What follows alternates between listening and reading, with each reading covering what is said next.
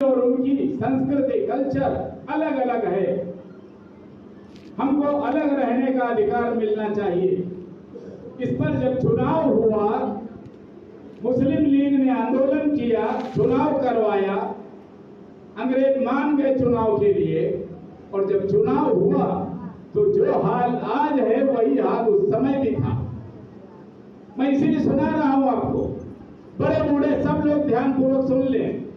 जो हाल आज है वही हाल तब था। हिंदू न तब सुधरे थे न आज सुधरे हैं।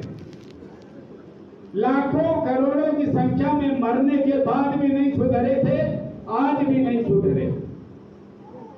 हजारों बेटियां चली गई हमारा घर छोड़कर, हम तब भी नहीं चेते, आज भी नहीं चेत रहे।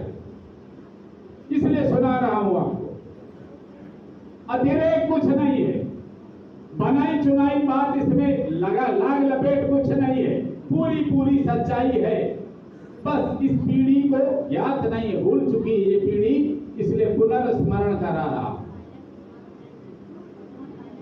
जैसे अफगानिस्तान में समाचार फैला कि सब तालिबानी चले गए लेकिन गए नहीं, वैसे ही भारत में भी ये समाचार फैला कि मुसलमान जाना चाहते हैं। चुनाव हुआ, चुनाव में हिंदू शांत रहा, मुसलमानों ने लाइन लगकर 100% मतदान किया और मुस्लिम लीग जीती।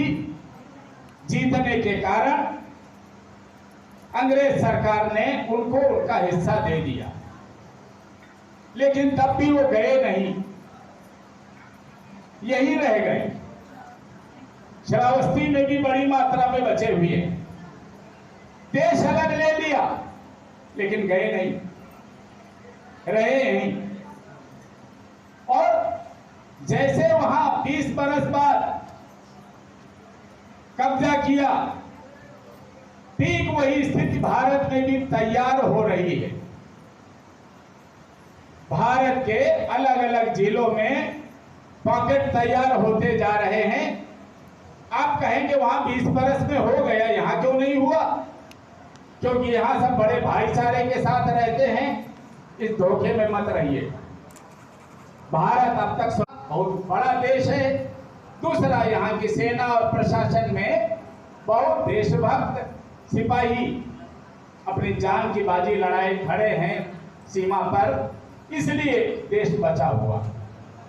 लेकिन जिस दिन, चूंकि ये लोकतांत्रिक देश है, जिस दिन वो बहुमत की स्थिति में आएंगे, चुनाव में जीतने की हैसियत प्राप्त कर लेंगे, उसी दिन अपने विचारों की सरकार बना लेंगे। और उनके विचारों की सरकार जिस दिन बनेगी, उसी दिन, हालांकि उन्होंने तो तिथि और वर्ष भी घोषित कर दिया है। उन्होंने अपने एजेंडे में घोषित कर दिया विश्व बिरादरी के सामने कि अभी तक 57 मुस्लिम देश हैं, सन 2047 तक प्रतीक्षा करिए। 2047 में भारत को भी हम इस्लामिक राष्ट्र बना देंगे। बहुत अधिक प्रतीक्षा नहीं करनी, उनकी ओर से घोषणा है। हम आप सचेत हो या ना हो, यह हमारे सोचने का विषय।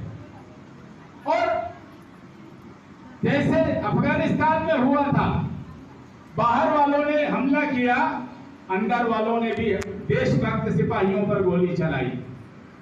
भारत में भी यही होने वाला है, बल्कि 2 कदम आगे बढ़ने वाला है। अफगानिस्तान के तालिबानियों से जब पत्रकार वार्ता में पूछा गया कि भविष्य की क्या योजना है, उन्होंने कहा, बताया कि ISIS के साथ मिलकर अब अगला निशाना हमारा भारत है।